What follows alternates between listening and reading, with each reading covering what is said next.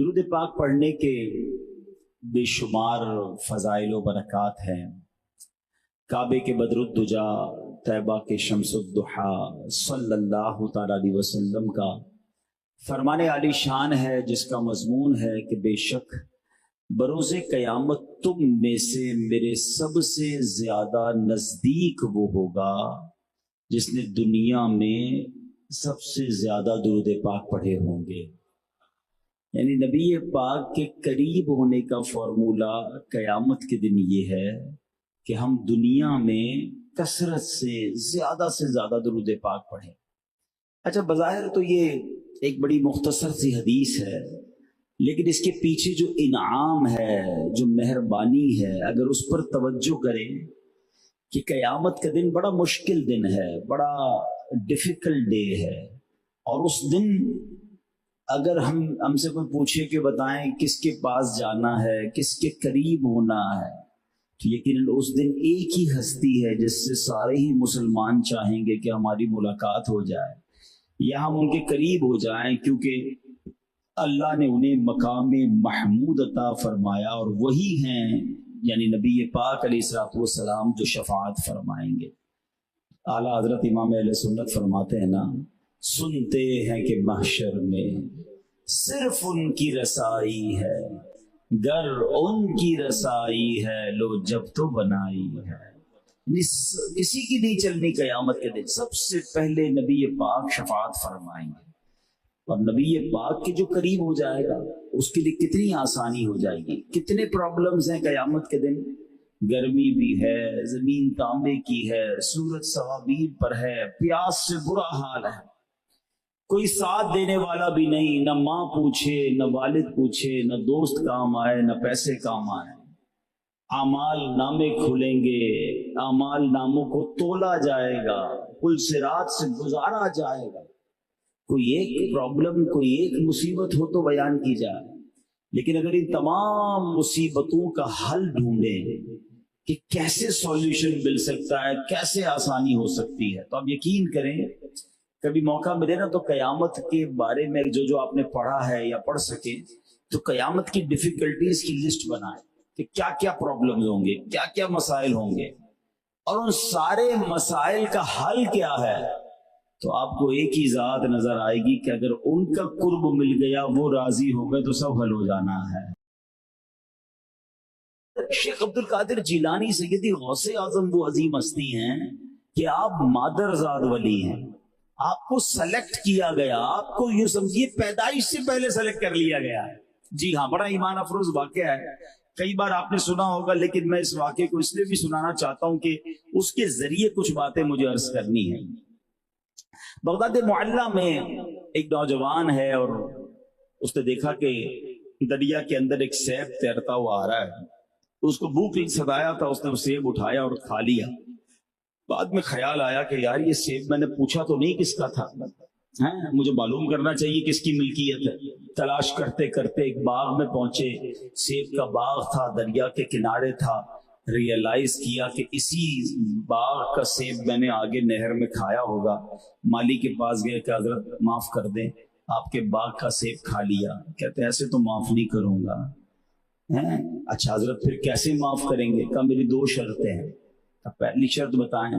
شرط یہ ہے کہ اتنے اتنے مہینے میرے باغ کی رکھوالی کرنی پڑے گی، مزدوری کرنی پڑے گی۔ اب ذرا سوچیں، ایک سیب بندہ کہے بھائی ٹھیک ہے نہیں کرنا تو نہیں کرو معاف، لیکن وہ خوف خدا والا نوجوان تھا نا، جتنے دن کی بات ہوئی اتنے دن مزدوری کی، پانی دیا پودوں کو، رکھوالی کی۔ پہلی شرط پوری ہوئی کہ حضور اب تو معاف کر دے گا، دوسری شرط باقی ہے کہ وہ بھی بتا دیں کہ وہ شرط یہ کہ تمہیں میری بچی سے شادی کرنی پڑے گی، اور سنو وہ اندھی بھی ہے، ہاتھوں سے لولی بھی ہے، پیر سے لنگڑی بھی ہے، زبان سے گونگی بھی ہے۔ اتنے سارے نوجوان بیٹھے ہیں، کوئی کسی کو ایسی لڑکی کے بارے میں بتائے کون شادی کرے گا، مگر وہ نوجوان کہتا پھر تم معاف کر دیں گے؟ کہاں پھر معاف کر دیں گے۔ نکاح ہوا، اپنے کمرے میں گئے، ڈر کے واپس آ گئے کہ حضرت آپ نے تو کہا تھا آپ کی بیٹی گونگی ہے، لنگڑی ہے، لولی ہے، دیکھ نہیں سکتی، بول نہیں سکتی، سن نہیں سکتی، وہ تو سب کر سکتی ہے۔ ایک بڑی خوبصورت نوجوان لڑکی اندر موجود ہے، بات بھی کر رہی ہے، سن بھی رہی ہے، دیکھ بھی رہی ہے، تو غلط کمرے میں تو نہیں چلا گیا؟ फरमाया नहीं बेटा, बात यह है मेरी बेटी की मैंने परवरिश बड़ी परहेजगारी के साथ की है।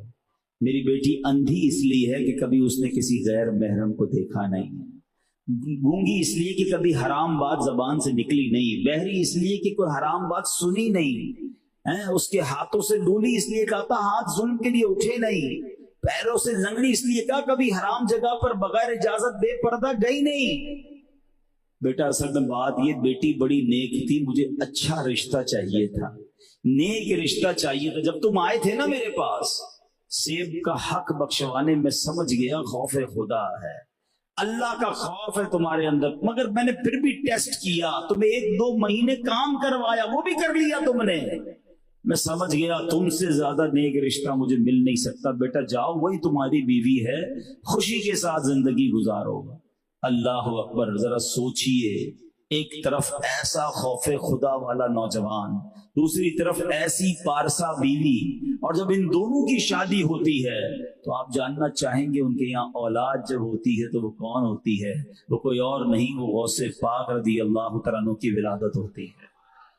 ये गौस पाक के वालिदैन का वाकया है, वाकया कई बार सुना, मजा भी बहुत आता है, नारे भी लगाते हो, but we have to learn something, कुछ सीखना भी तो है ना। यहाँ बुजुर्गों को भी सीखना है और नौजवानों को भी सीखना है। पहले बुजुर्गों से अर्ज कर देता हूँ, ये नौजवानों से भी अर्ज ये है, हमारी प्रायोरिटी लिस्ट क्या है? जब हम शादी करने बच्चे की जाते हैं या बच्चा खुद नौजवान बैठे हैं, हमारी डिमांड क्या होती है? लड़की कैसी हो? 3-4 शर्तें, खूबसूरत हो, जरा अच्छा सा जहेज लेकर आए, खानदान अच्छा हो, बस तालीम याफ्ता हो तो और अच्छा है। 3-4 चीजें। अच्छा, लड़का कैसा होना चाहिए? अगर लड़की वाले मुझे सुन रहे हैं, बुजुर्ग अपने बच्ची के लिए रिश्ता ढूंढते हैं तो क्या देखते हैं? वो कहते हैं ना कि मर्द की खूबसूरती तो उसके जेब से होती है, रंग रूप ना भी हो, पैसे वाला तो फिर भी चल जाता है। लेकिन बहरहाल चलो, दिखने में अच्छा हो, पैसा हो, जरा गलत कोई काम, बड़े गलत काम ना करता हो। अच्छा, हमारे यहाँ गलत काम भी अपने अपनी मर्जी से बनाए हुए हैं। हमारी लिस्ट कुछ और है, शराब ना पीता हो, जुआ ना खेलता हो, हीरोइनची ना हो, नशेई ना हो, ऐसे काम ना करता हो कि जिसमें माशरा बुरा कहे। यानी हमारे नजदीक बुराई भी वो वाली बुराई है जिसको लोग बुरा समझते हैं। ये चेक करते हो कि नमाज पढ़ता है कि नहीं पढ़ता। शराब पीना हराम, मगर नमाज ना पढ़ना उससे भी बड़ा हराम। मगर बेनमाजी के तो कोई प्रॉब्लम नहीं है। पैसे कितने कमाता ये जरूर चेक करते हैं, किधर से कमाता ये चेक करते हैं। हराम कमाने वाले को अपनी बेटी देना चाह रहे हो, और अगर खुदा ना खास्ता सूद का काम कर रहा है, सूद खाने वाले को तो अल्लाह से जंग करने वाला कहा गया, अल्लाह उससे ऐलान जंग फरमाता है। तुम अपनी बेटी का रिश्ता उसके साथ कर रहे हो जो रब से जंग कर रहा है, बचेगा, बर्बादी होना है। अच्छा, पैसे हराम के हैं, आपकी बच्ची को भी हराम खिलाएगा, आने वाली नस्लों को भी हराम खिलाएगा, बट नोबडी केयर। कौन ख्याल करता है इस चीज का? अल्लाह अकबर। और ऐ नौजवानों, जो अपनी होने वाली बीवी के लिए, बच्चों की माँ के लिए जो डिमांडें हमारी, पहली डिमांड ये होनी चाहिए कि वो नेक है कि नहीं। याद रखो, औरत माँ जो है ना, वो सबसे पहली दर्सगाह है बच्चे की। अगर माँ का अकीदा ही दुरुस्त नहीं है, वो औरत जो है जिसको बाअमली नहीं है, नमाजी नहीं है, नेक नहीं है। आपको पता है, गौसे पाक जब पहले दिन मदरसे में गए, कारी साहब ने कहा पढ़ो बिस्मिल्लाहिर्रहमानिर्रहीम। गौसे आजम ने 18 पारे ज़बानी सुना दिए। पहले तो कारी साहब हैरान हो गए, फिर कहा और 19वां भी पढ़ो, का इतना ही याद है। किधर से याद करके आए? पहले दिन मदरसे में आए हो। कहते बात ये, मेरी माँ हाफिजा 18 पारों की थी, मैं माँ के पेट में था, माँ कुरान पढ़ती थी, मैंने माँ के पेट में ही 18 पारे याद कर ली है। ठीक है, ये उनकी करामत है, ये बात याद रखिएगा। अगर माँ नेक है तो बच्चे पर उसका असर आएगा। आपको पता है, खातून जन्नत बीबी फातिमा इमाम हसन और इमाम हुसैन को जब दूध पिलाती थी और झूला देती थी तो क्या करती थी? तिलावत कुरान करती थी। अब बताओ ना कैसी औलाद मिली। तो सबसे पहला जो मदनी फूल है ना इस पूरे वाक़े से, कि रिश्ता करते वक्त देखना क्या। गौसे पाक के जो नाना जान थे, उन्होंने बच्चे से, लड़के, उस बंदे से ये नहीं पूछा पैसे कितने हैं, कमाते कितना हो, ये देखा खौफे खुदा, बस میری بیٹی اب یہ رب کو راضی کر رہا ہے نا. یہ فارمولا اگر آج سمجھ آ جائے نا, یقین کریں ہے بڑی گہری لائن. آج اس لائن کو یاد کر لو. اپنی بچی کے لیے رشتہ ڈھونڈنا ہو یا اپنے بیٹے کے لیے رشتہ ڈھونڈنا ہو, یا خود لڑکا سوچ رہا ہے کہ میں نے کہاں شادی کرنی ہے, یا میری بہن اگر کوئی سوچ رہی ہے, شادی اس سے کرنا جو اللہ کو راضی کرنے والی زندگی گزار رہا ہو. جو رب کو راضی کرے گا اللہ اس کو بھی راضی کر دے گا. اس سے شادی مت کرنا یا ادھر رشتہ مت کرنا جو اللہ کو ناراض کر رہا ہے, کیونکہ اگر رب ناراض ہے نا تو لائف برباد ہو جانی ہے. ایک لائن میں نے آپ کو سب بتا دیا. اب رب کو راضی نمازی کرتا ہے, بے نمازی نہیں کرتا. رب کو راضی حلال کمانے والا کرتا ہے, حرام کمانے والا نہیں کرتا. رب کو راضی پردہ کرنے والی خاتون کرتی ہے, بے پردہ نہیں کرتی. ارے جس کا عقیدہ ہی صحابہ اہل بیت یا اولیاء کرام کے بارے میں درست نہیں, وہ شادی کیوں کرنی ہے؟ ہمیں سب سے پہلے یہ دیکھنا ہے اس کا ایمان کیا ہے, اس کا عقیدہ کیا, اس کے اعمال کیا. پیسہ تو آنی جانی شے ہے. آپ نے نہیں دیکھا کئی واقعات ایسے ہوتے, مالدار گھر میں بچی دیتے, تھوڑے دنوں بعد وہ کنگال ہو جاتا ہے, ہوتا ہے, کاروبار تباہ ہو گیا. لیکن اگر بندہ دیندار ہوتا ہے, بندہ اللہ کو پسند کرنے والا ہوتا ہے, اللہ کی رضا والے کام کرنے والا ہوتا ہے, اللہ پھر اسے کھڑا کر دیتا ہے, پھر اس کے اچھے دن آ جاتے ہیں. لیکن اگر کام ہی غلط کر رہا ہے, حرام کام کر رہا ہے, تو پھر بچنا مشکل ہو جاتا ہے. تو اے میرے پیارے اسلامی بھائیوں, غوث پاک کے والدین کے اس واقعے سے یہ ہم سب کو درس مل رہا ہے. یہ زندگی کا بہت بڑا فیصلہ ہوتا ہے. اچھا, ہم نے دیکھا ماں باپ نے اپنی بچی کو تربیت دی, پردہ کروایا, اس کے عقیدے درست کروائے, بڑی اچھی تربیت کی, اور اس جگہ پر اس کا رشتہ کر دیا کہ شادی کے بعد اس کو کا برقع اتار دو, اب پردہ نہیں کر سکتی ہو, اب یہ جناب غوث پاک کا نام مت لینا, اب اللہ والوں کی بات مت کرنا. اب ماں باپ آتے ہیں روتے ہوئے, یار بڑا گڑبڑ ہو گئی, بچی ایسے گھر میں دے دی, پہلے نہیں سوچا آپ نے, پہلے نہیں دیکھا آپ نے.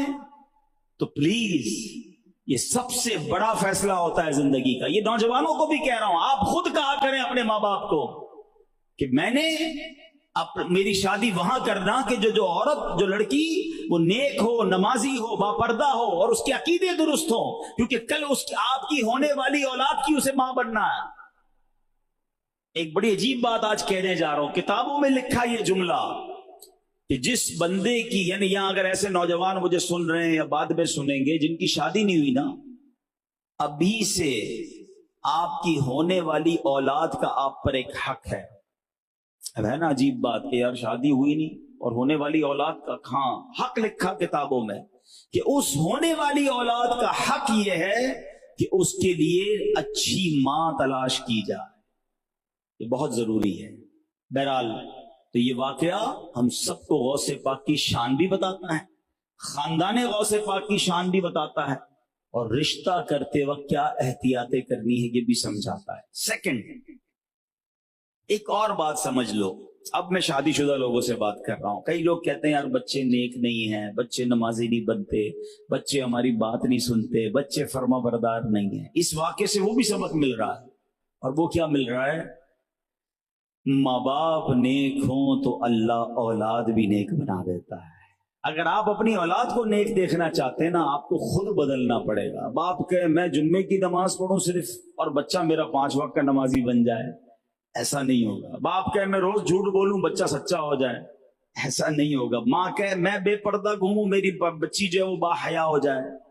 You have to change yourself. پہلے خود تبدیل ہونا پڑے گا. اب آپ فارمولا دیکھ لیں, جس گھر میں دادا دادی یا ابو نماز پڑھتے ہیں, آپ نے دیکھا ہوگا چھوٹے چھوٹے بچے بھی ٹوپی لگا کر, وہ چھوٹی بچی دوپٹہ پہن کر, نماز نہیں آتی پھر بھی جا نماز پہ آگے کھڑے ہو جائیں گے. وہ جیسے تیسے نماز کاپی کرتے ہیں. گھر میں جو ہو رہا ہوتا ہے اس کو بچے کاپی کر رہے ہوتے ہیں, اور جس گھر میں نمازیں نہیں, ناچ گانے, فلمیں, ڈرامے, میوزک, اس کے بچے باہر روڈ پہ بھی ناچتے ہوئے نظر آ رہے ہوتے ہیں. کیوں؟ گھر میں سیکھ رہے وہ. تو ہمیں پہلے بدلنا ہوگا. اگر آپ نے اپنی اولاد کو نیک بنانا ہے, ہمیں اپنے انداز کو بدلنا ہوگا.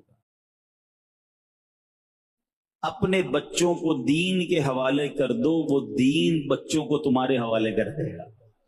ہاں, جنہوں نے اپنے بچوں کو قرآن دین سکھایا نا, حدیث پڑھائی, وہ بچے ماں باپ کے ہاتھ چومنے والے بن گئے, کیونکہ اللہ کے کلام کو پڑھتے ہیں, حدیث کو پڑھتے ہیں, تو بار بار والدین کا ادب ہے. कुरान कहता है उफ ना कहना, हदीस कहती है माँ बाप को देखोगे मोहब्बत से तो हज मबरूर का सवाब। बच्चा कुरान पढ़ता है, हदीस पढ़ता है, वापस आकर माँ बाप का अदब शुरू कर देता है। तो एक जुमला हमेशा याद रखो, अपने बच्चों को दीनदार बना लो, फिर बच्चा आपका हो जाएगा, जाता किधर नहीं। बल्कि एक फॉर्मूला बहुत मशहूर है, जुमला कहा जाता है, सबके लिए नहीं है, मेजॉरिटी के लिए है, कि जब बच्चा दुनिया में तरक्की करता है ना, अफसर बन जाए, कोई बहुत बड़ा डॉक्टर, इंजीनियर, सबके लिए नहीं कह रहा, कुछ जगहों पर बहुत मालदार बिजनेसमैन बन जाए, तो बाज औकात माँ बाप डरते हैं बच्चे से बात करने में कि बच्चे को बुरा ना लग जाए। अफसर है ना, बहुत बड़ा बिजनेसमैन है मेरा बेटा बड़ी डिग्री होल्डर है, कहीं इसको बुरा ना लग जाए, डर लगता है माँ बाप को बात करने में। और अगर किसी का बेटा मुफ्ती या आलिम बन जाए ना, सही आलिम बन जाए, कितना ही बड़ा मुफ्ती आजम क्यों ना बन जाए, कितना ही बड़ा मुबल्लिग इस्लाम क्यों ना बन जाए, उस दीनदार बच्चे को डर लगता है कहीं माँ बाप नाराज ना हो जाए। फर्क देख लो आप। हाँ, दीनदार बनेगा तो उसको पता है माँ के कदमों के नीचे जन्नत है। तो दीन से दूर ना किया करो। मैं ये नहीं कहता दुनियावी तालीम ना दिलाएं, नहीं नहीं नहीं, आप शरई तकाजों के मुताबिक दुनिया की तालीम भी दिलाएं, मगर दीन से दूर ना कर दें। कुछ लोग इतना मॉडर्न बनाने के चक्कर में दीन ही भुला देते हैं, फिर बाद में खुद परेशान होते हैं। ऐसा ना करें। तो ये दो बातें देखो, ये तो बात है औलिया किराम की, इनकी सीरत पढ़ो, कितना कुछ सीखने को मिलता है। हम सिर्फ करामतें सुनते हैं और नारे लगाते हैं, लंगर खाते हैं, चले जाते हैं। हमें कुछ सीख कर जाना है। गौसे आजम से बहुत कुछ सीखा जा सकता है, उनकी सीरत से। अब बचपन में माँ ने भेज दिया, बगदाद चले गए, अब जाने लगे तो रास्ते में डाकू आ गए। और डाकू आए और उन्होंने पूरे काफिले को घेर लिया, सबके पैसे लूटना शुरू किए। आपकी उम्र 17-18 साल थी, आपके पास भी आए नौजवान, पैसे हैं कहाँ हैं? बोला अंदर सिए हुए हैं, कपड़े के अंदर माँ ने सी कर दिए। डाकू हंसने लगा, सरदार को बुलाया, सब लोग हमसे पैसे छुपाते हैं, ये नौजवान पैसे बता भी रहा है, किधर छुपाएं ये भी बता रहा है। डाकुओं का सरदार आया, पैसे हैं कहाँ हैं? कितने हैं? 40 दीनार है। कहाँ रखे? अंदर छुपा, निकालो। उसने निकाल के दे दिए। नौजवान बड़े अजीब हो, लोगों ने कई पैसे आगे पीछे छुपा लिए, तुम खुद ही बता रहे हो कहाँ रखे। तब बात ये, जब सफर को चला था, माँ ने कहा था सच बोलना, मैं माँ से किया हुआ वादा नहीं तोड़ सकता। ये सुनना था कि वो डाकुओं का सरदार ही रोने लग गया। तो उसके चेले हैरान, सरदार क्या हो गया, क्यों रो रहे हो? कहा ये नौजवान होकर माँ से किया हुआ एक वादा नहीं तोड़ा। मैंने भी तो अपने रब से कई वादे किए हैं, मैं रोज अल्लाह की नाफरमानी कर रहा हूं। ये एक माँ से किए हुए वादे की वजह से पैसे जाते तो जाने दे रहा है, मगर सच बोल रहा है, और मैं रोज डाके मार कर लोगों का हक दबा रहा हूं। रोता रहा, तौबा की, सिर्फ गौसे आजम का माल वापस नहीं किया, पूरे काफिले वालों का माल वापस कर दिया और तौबा कर ली उसने डकैती से।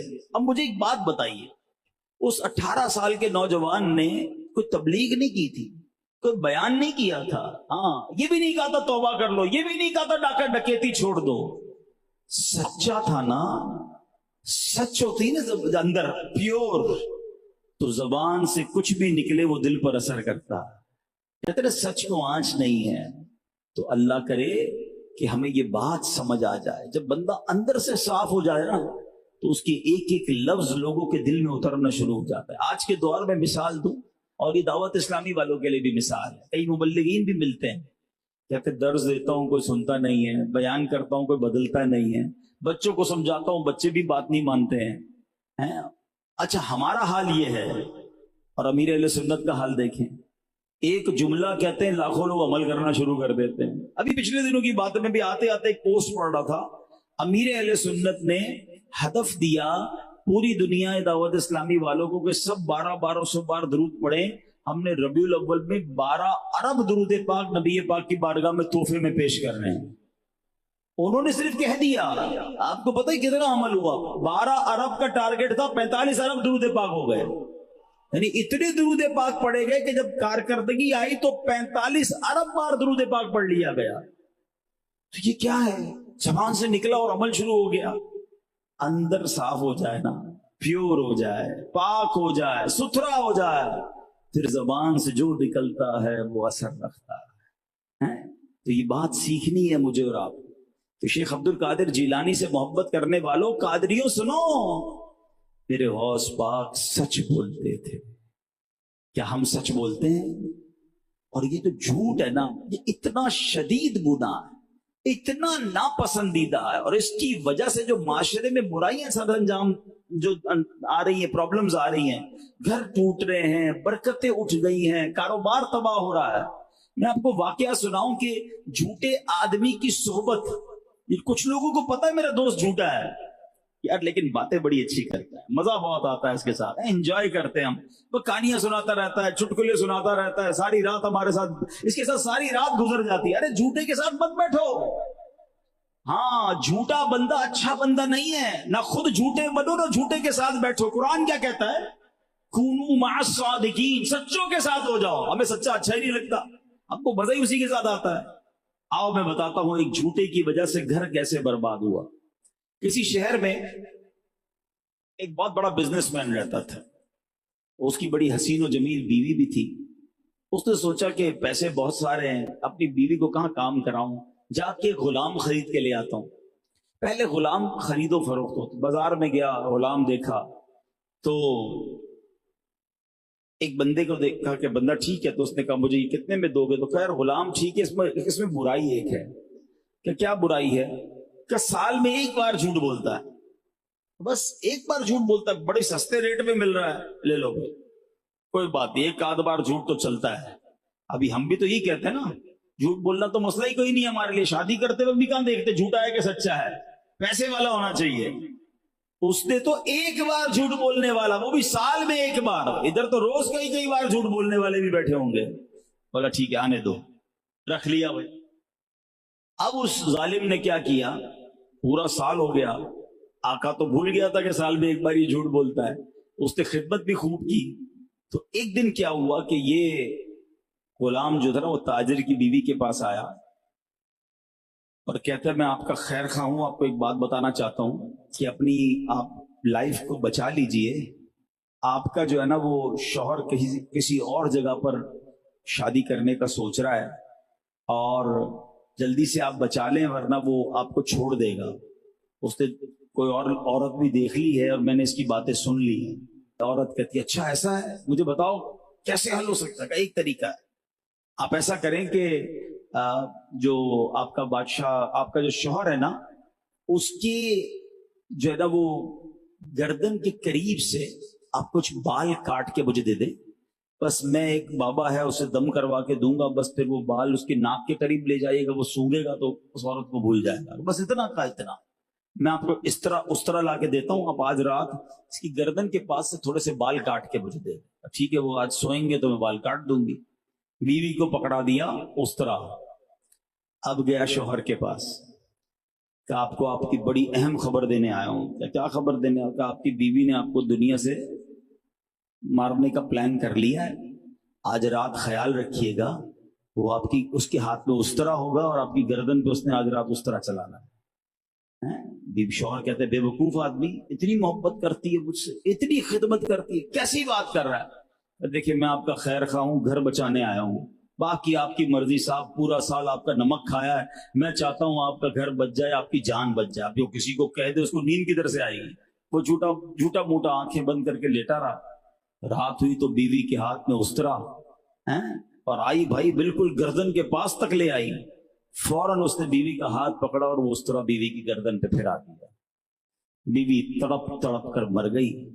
شوہر کو جیل میں ڈال دیا گیا اور شوہر کو بھی بعد میں پھانسی لگا دی گئی.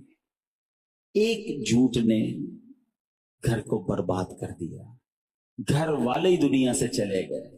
اور ہم کہتے ہیں کوئی بات نہیں یار، مذاق میں جھوٹ بولتا ہے نا، میں مذاق میں ہی جھوٹ بول رہا ہوتا ہوں.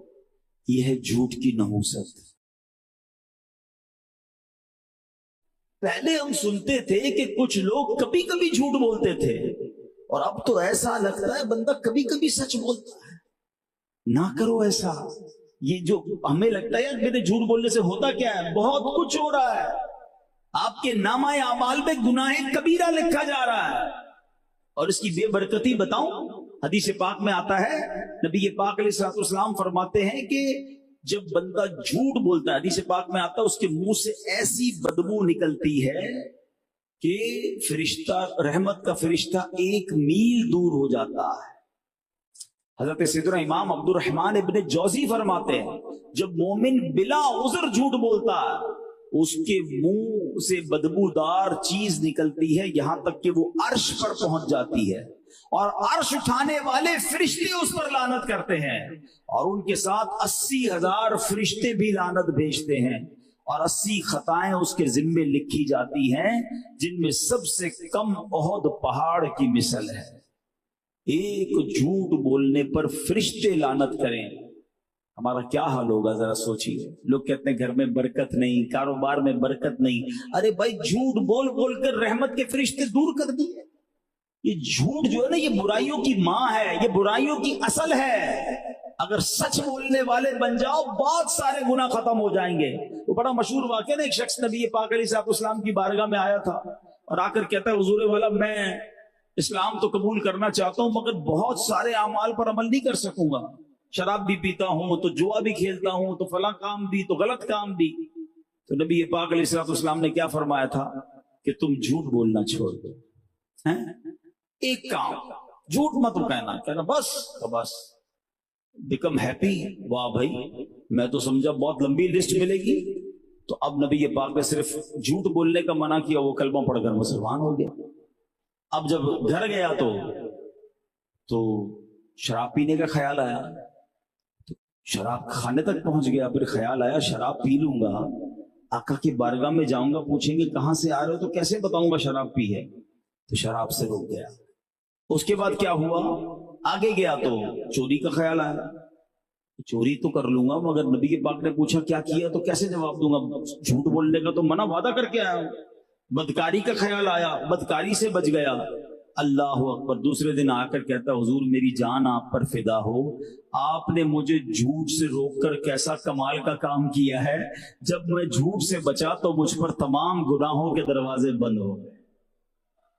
ہاں یہ جھوٹ بول کر اتنے گناہ ہو رہے ہیں، ماں باپ کو بچہ جھوٹ کہہ رہا ہے میں تو ادھر گیا تھا، میں تو یہ کر رہا تھا، نہیں میں وہ کر رہا تھا، سیٹ کو جھوٹ بول کر بندہ نوکری میں ڈنڈی مار رہا ہے، کاروباری جھوٹ بول کر اپنا سودا غلط بیچ رہا ہے، حرام کما رہے لوگ، جھوٹی قسمیں، جھوٹے وعدے۔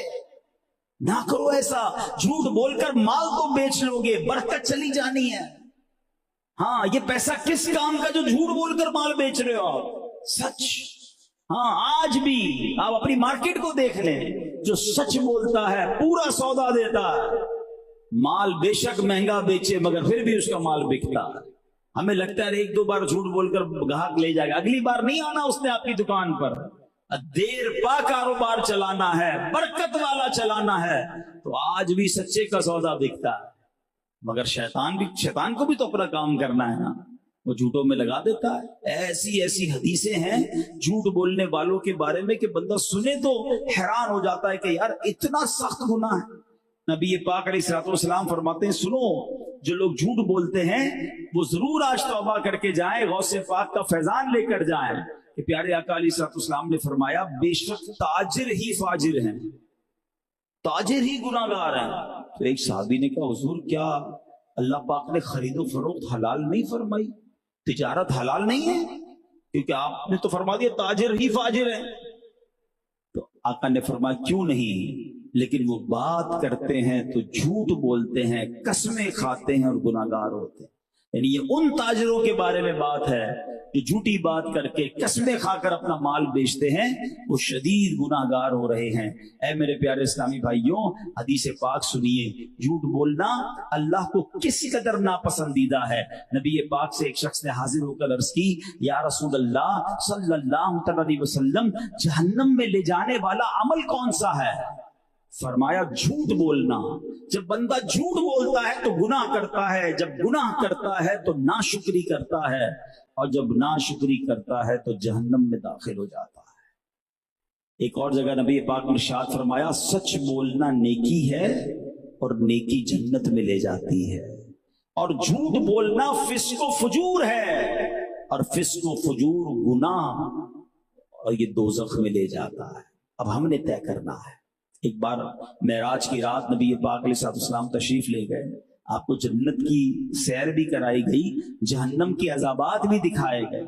एक शख्स को देखा कि एक हुक के जरिए, जंबूर कहते हैं उसको, एक गाल चीरा जा रहा है और चीरते चीरते गुद्दी तक ले जाया गया, फिर दूसरी तरफ का गाल चीर कर गुद्दी तक ले जाया गया। जब ये गाल यहां तक ले जाएगा, ये फिर ठीक हो गया, फिर उस पर ये पनिशमेंट शुरू हो गई और ये कयामत तक उसे दिया जाता रहेगा। इरशाद फरमाया ये किसकी अजाब क्यों हो रहा है? फरमाया ये झूठ बोलता था। है बड़ा मजा आता है ना झूठ बोलने। बंदा कहता है झूठ बोलते ही मसला हल हो जाता है। लेट क्यों हुए? गाड़ी खराब हो गई। आज लेट क्यों आए? नानी बीमार है। आज स्कूल क्यों नहीं आए? तो दादा बीमार थे। आज ये काम क्यों नहीं किया? तो फला प्रॉब्लम। अगला मान जाता है, ठीक है, नामा अमाल में तो झूठ लिख दिया गया ना। सोचो ये बर्दाश्त कर सकोगे? कभी कभी डेंटिस्ट के पास गए आप दांत बनाने के लिए, जब वो पूरा मुंह खोलता है ना, जान निकल जाती है। जिनके साथ कभी हुआ है इलाज, उन्हें पता है कि जब ज्यादा मुंह खोलना पड़े तो ये चिर जाते हैं, ये होंठ चिर जाते हैं। यहां तो हदीस बता रही है कि ये गाल चीरते हुए गुद्दी तक ले जाया जाएगा। अल्लाह अकबर, कैसे बर्दाश्त करेंगे? गुनाह कबीरा है, जहन्नम में ले जाने वाला काम है, ना किया करो ऐसा।